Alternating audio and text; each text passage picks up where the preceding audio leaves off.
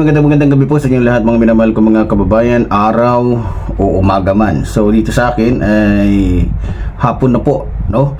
So pasensya na po at ngayon lang po tayo nakapag-vlog dahil nga po sa ginawa ko po kasi itong ating munting kubo. So ito po, gumawa po kasi ako ng konting space dito po sa ating kubo-kubo. At ako po ay nanghiram muna ng battery, no, para po tayo ay meron pong ilaw kahit papaano. So pasensya na po. So salamat din po pala doon sa mga kababayan natin na nagbigay po sa atin ng tulong. So yun po, nakabili na po tayo ng, kung hindi ako nagkakamali, 4 na plywood, no. So ang problema ko na lang po ay yung trapal, para po yung, kasi hindi naman po ganun ka ano yung ano natin, mahal po kasi ang plywood ngayon, no. So nakabili rin po tayo ng kawayan, pako. So salamat po sa mga kapatid natin na nagsama-sama po para po makatulong po sa inyong lingkod, Epifanio Labrador. So sobrang salamat po talaga sa inyong lahat, at dahil po sa inyo tayo po ay nakaka ano na. So kagabi po kasi hanggang kanina ako po ay naghakot po kasi ng gamit, kaya medyo nahapunan na po tayo, inabot tayo ng hapon sa paghahakot. So ngayon lang po ako karoon ng time para po muling maglingkod po sa inyong lahat, mga minamahal ko mga kababayan. Okay, hindi na po natin patatagalin. Siyempre salamat din po sa ating mahal na Pangulo sa kanyang patuloy po na paglilingkod sa taong bayan, maging sa ating mahal na First Lady Lisa Araneta Marcos, sa lahat po ng ating mga kababayan. Okay, sa araw pong ito ay pag-uusapan po natin ito pong patungkol po sa mga kaalyado ng ating Pangulo na posible pong kumbaga umaklas sa kanya. So bakit ko po nasabi, mga minamahal ko mga kababayan? Kasi kung titingnan nyo po, dito tayo magsimula kay Singson, diba? Ito pong si Singson ay wala naman po talagang problema kay Pangulong Ferdinand Marcos Jr. Alam niyo kung bakit siya nagsasalita ngayon, at bakit nitong mga nakaraang mga buwan ay isa pa nga siya sa nanguna para pabaksakin po ang ating mahal na Pangulo, samantalang kababayan po niya ito, si Pangulong Ferdinand Marcos Jr. At nagulat ang lahat na samantalang malapit na magkaibigan po itong mga to. Alam niyo kung bakit? Unang-una po, nung binuksan po o sinimulan po ng ating mahal na Pangulo na imbestigahan o paimbestigahan yung lahat, pag sinabing lahat, congressman, gobernador, mayor, senador, simula po na pinaimbestigahan po ng ating mahal na Pangulo ang lahat po ng mga politiko, kaalyado man o hindi, nagkaroon po ng pangamba. Unang-una po dyan, yung mga kaalyado po ng ating mahal na Pangulo. Lalong-lalo na yung mga dumidikit po o nakipagkaisa po sa ating mahal na Pangulo na kung saan ay involved po sa katiwalian. So, nung nagsalita po ang ating mahal na Pangulo sa isang interview, hindi ako nagkakamali, si Taberna yata yung nag-ano sa kanya, nag-interview, na sabi pa nga ng ating mahal na Pangulo, pag nalaman ko, natuklasan ko na hindi maganda yung ginagawa mo, ay hindi na kita kaalyado. So ibig sabihin, marami pong ibig sabihin nung salitang yon na binitawan o ibinaba ng ating mahal na Pangulo, na narinig po ng taong bayan, lalong-lalo na po ng mga kaalyado niya. So ibig sabihin, pag nalaman ng ating mahal na Pangulo na ito'y tiwali, ito'y magnanakaw, expected na po yan dapat ng kaniyang mga kaalyado na hindi na sila kaalyado ni Pangulong Ferdinand Marcos Jr. So sa pangyayari pong ito na kung saan iniimbestigahan lahat, lalong-lalo na nagbaba na ng utos na maglabas ng salin ang lahat ng mga politiko.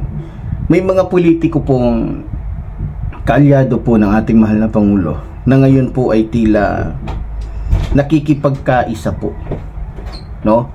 Nakikipagkaisa po sa kumbaga ating mga kalaban. Bakit?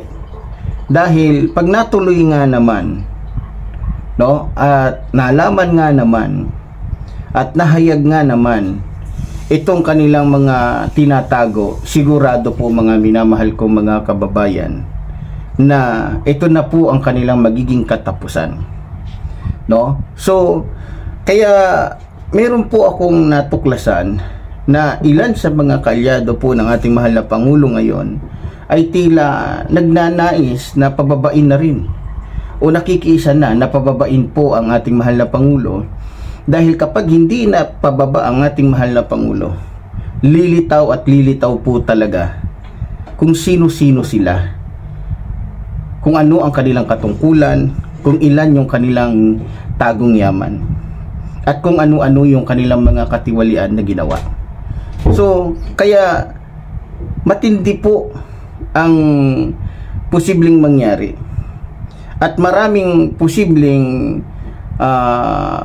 umaklas o kumampi kay Sara Duterte, lalong-lalo na yung mga tiwali. Alam naman natin, di ba? Ano ba ang purpose ni Sara? Bakit gusto niya pababain ang ating mahal na Pangulo? Dahil sa ayaw niyang makita yung salin niya, ayaw niyang mapanagutan niya o panagutan niya yung kanyang mga kasalanan.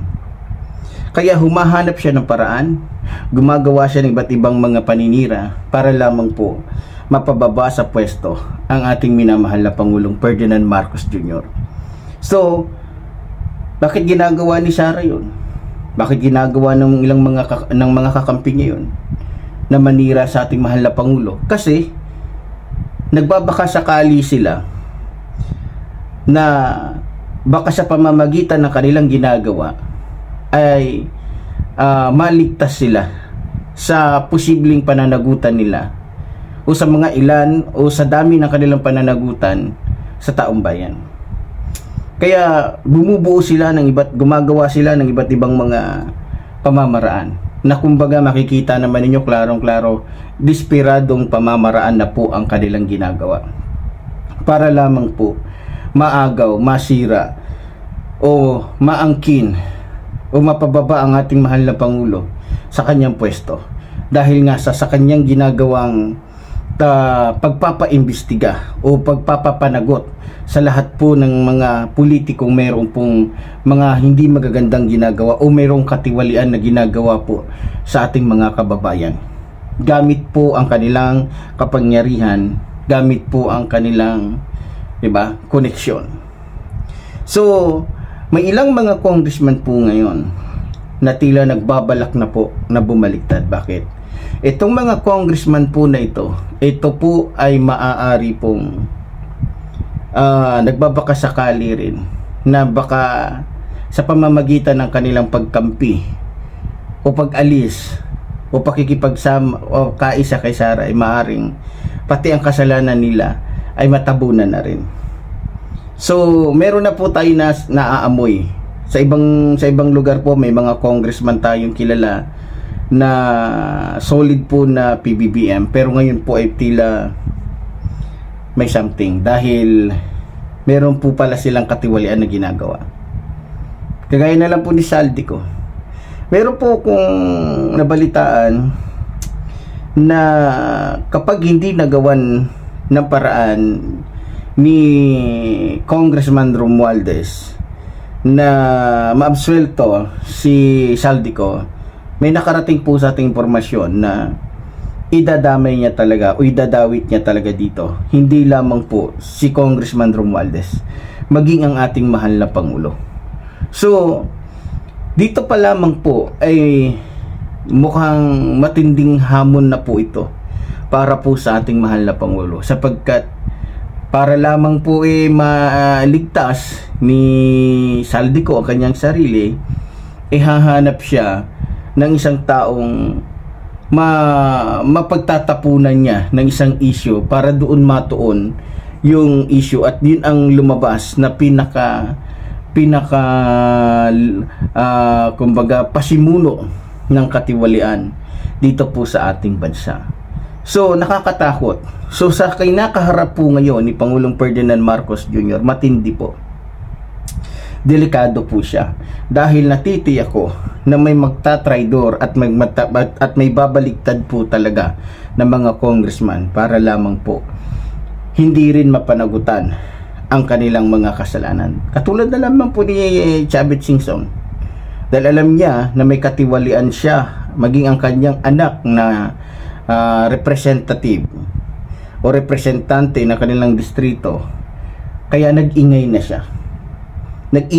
siya at gusto niyang baliktarin, siraan ang ating mahal na Pangulo.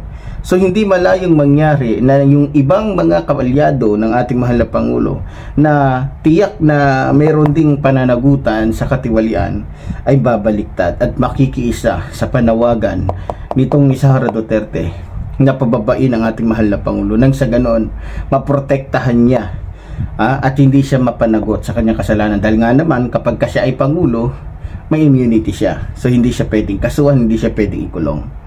So yan po ang nakikita natin dito. At yung mga congressman, dahil nga po sila kung sakali makikipagkaisa sila at manalo nga at may sakatuparan nila yung kanilang naisin na mapababa ang ating mahal na Pangulo, isa po sila sa makikinabang. Bagamat wala silang immunity, ay sigurado ho na magiging bulag, pipibingi po ang hukuman o maaring maimpluwensyahan po ni Sara Duterte. Alam niyo naman kung paano po nila pinaglaruan ang lahat po ng mga ahensya o kinontrol lahat ng ahensya dito po sa ating bansa. Kitang-kita niyo naman po yan ang panahon ng kanyang ama. Ama na rin po niya nagsabi na kung titignan po natin, triple po ang yung ugali nito ni Sara kaysa po sa kanyang ama. So maaari po mga minamahal kong mga kababayan na hindi lamang po si Sara ang makinabang kung sakaling maisakatuparan nila yung kanilang pangarap, yung kanilang plano na pababain po ang ating mahal na Pangulo. So kaya sa ating mahal na Pangulo, kinakailangan po talaga na gumawa siya ng paraan, gumawa siya ng hakbang. Kasi alam niyo naman, bawat distrito isang congressman, marami niyang mga tao na mahahakot na pwede niyang utusan na bumaliktad din. Halimbawa, kada isang congressman may 1 milyon o may 3 milyon na supporters. Malaki-laki yan, marami-rami na rin yan. Kapag kayong congressman na yan nagbigay ng pera dun sa kanyang mga followers, sa kanyang mga tagasunod, taga-suporta, pag sinabing niyang kay Sara tayo, malamang magamit niya yung mga taga-suporta niya. Ganon din sa ibang panig ng ating bansa, sa iba't ibang mga distrito. So kaya nga sabi ko, dapat madaliin ho ito, no? At sana kung kinakailangan magbaba ng martial law, magbaba ng martial law. Kasi matindi po to. Ito po yung sa kasaysayan ng Pilipinas, ito na po yung pinakamatinding gera kontra korupsyon. Hindi po to nagawa ng mga nakaraang administrasyon dahil naduwag sila, natakot sila. Si Digong nyo, kung titignan nyo yung message niya patungkol sa DPWH, yung panahon niya, bagamat inamin niya na talamak ang korupsyon, pero may ginawa ba siya? Wala. Sa halip, ipinakita niya yung kanyang kaduwagan, ipinakita niya na takot siya, o pinakita niya sa taong bayan na wala siyang magagawa. Bagamat sinabi niya na kakalabanin niya ang korupsyon o galit siya sa korupsyon, yan lang yung galit sa korupsyon na walang ginawa. Pero itong ating mahal na Pangulo, makikita ninyo, diba? Sincere po siya sincero po siya sa kanyang layunin na wakasan o tapusin na po yung mga naging kalakaran o mga naging kasanayan ng mga korap na politiko. Biro nyo, sa kontra korupsyon po, ang magiging kalaban po dito ni Pangulong Ferdinand Marcos Jr., hindi lamang yung mga kalaban niya sa politika, pati yung mga kaalyado niya na masasabi na, kasi kung tatanungin ninyo, Hindi po porkit kaalyado ni Pangulong Ferdinand Marcos Jr. Hindi tiwali. Meron po diyang mga tiwali talaga, kagaya na lamang po ni Saldico. Biro nyo, akala ko nga mabuting tao talaga to dahil kababayan ko 'di ba? Pinagtanggol ko pa minsan sa programa natin dito yan. Pero lumalabas ngayon na positibo pala, na talagang may katiwalian nga siya. Kasi unang-una, ba't mas pinili niyang umalis sa kanyang pwesto kung wala siyang kasalanan? At bakit mas pinili niyang magtago? 'Di ba? Yan ay senyales. Yan ay isang ano lamang na patunay na talagang may katiwalian nga siya. So kawawa yung mga kababayan natin sa Bicol, 'di ba? So kaya posible na itong si Saldico ay mag-traidor sa ating mahal na Pangulo. Siyempre sasalba niya sarili niya. Ganoon ang mga politiko para masalba niya yung sarili niya, magtuturo ng iba para yung issue hindi matuon sa kanya, matuon doon sa ituturo niya. Ang problema lang, minsan kasi yung mga ibang politiko nagtuturo ng mga politikong wala naman talagang kinalaman. Katulad na lamang po na nangyari kay Leila de Lima. Para lamang mabigyan nila ng kasalanan, abay gumamit ng iba't ibang paraan, gumamit ng tao, nanakot ng tao para maging makatotohanan lamang yung kanilang pagbibintang kay dating Senador Leila de Lima, 'di ba? So, yan ang sistema dito po sa ating bansa, mga minamahal ko mga kababayan. Kaya nga tayong mga supporters po ng ating mahal na Pangulo, nakikiisa, nakikipaglaban para po sa kanya. Ako po nananawagan na ipanalangin po natin ang ating mahal na Pangulo na protektahan siya ng ating Panginoong Diyos. No? Protektahan siya, bigyan siya ng sapat na lakas, bigyan siya ng sapat na talino, 'di ba? At sana ay magtagumpay siya sa kanyang pakikipaglaban kontra korupsyon. Kasi sa lahat ng naging Pangulo, siya lamang po ang bukod tanging Pangulo na naglakas loob na panagutin o siyasatin o imbestigahan ang lahat ng mga politiko, kaalyado man niya ito o hindi. So sa ating mga kababayan, maraming salamat po sa inyong lahat. So sa ating mga kababayan, sana po wag po kayo magsawa na sumuporta sa inyong lingkod. So konti na lang po, konting na lang at matatapos na po itong ating munting kubo-kubo.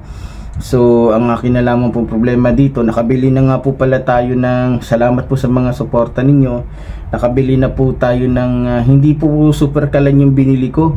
Yung nabili ko po kasi yung butane, yung sinasaksakan lang, kasi wala po pala dito yung bilihan niya, malayo. Alam niyo naman bundok 'di ba? Kaya yung butane kasi malapit lang sa merkado. So pero babiyahe ka pa rin ng 1 oras mahigit. Pero okay lang, kaysa naman doon sa babiyahe ka ng 1 oras, wala namang mabibilin na So merong dito mga tangke, malalaki talaga yung silin.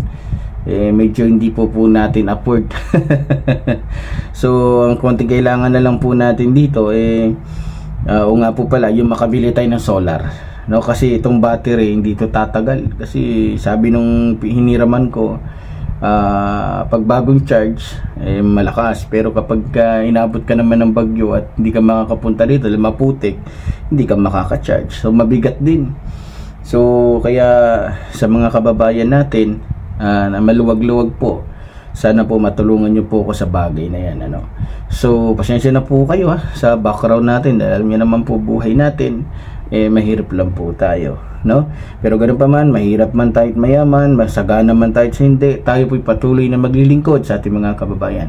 So muli po, tulad po ng sinasabi ng lingkod, mabuhay po ang ating inang bayan, mabuhay po nagmamahal sa ating inang bayan. Maraming salamat po.